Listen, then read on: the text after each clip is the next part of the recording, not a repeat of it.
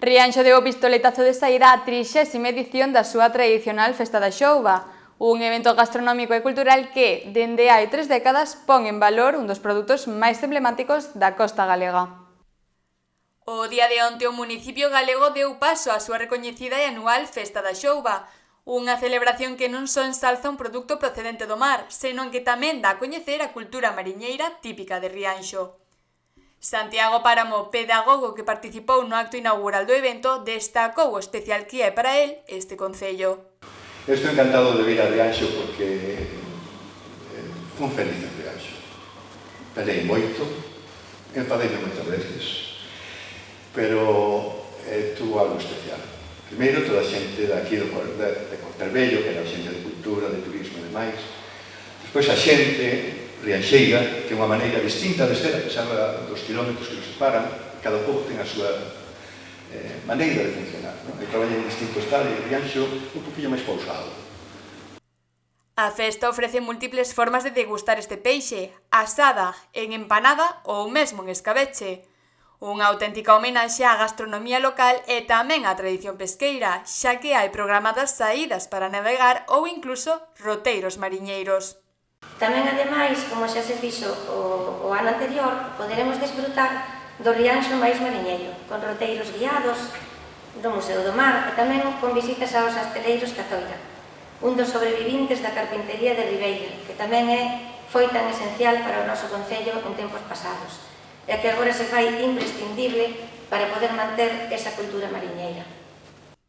A conselleira do Mar, Marta Villaverde, foi a encargada de inaugurar oficialmente a festa, destacando a xouba como símbolo de calidade, versatilidade e sabor dos produtos pesqueiros de Galicia. Tamén puxo en valor o papel da cita na difusión da cultura mariñeira da vila. A Festa da Xouba é unha festa singular, unha festa que xa conta con máis de 30 anos, creo que se realiza desde 1993, e aos seus orixens ten 3 obxectivos a esta festa desde que se realiza. En primer lugar, exalzar o produto, exalzar esa xouba de Rianxo. En segundo lugar, poñer en valor a arte selectiva, esa arte sostible que permite que esas xoubas sean quitadas unha por unha do mar.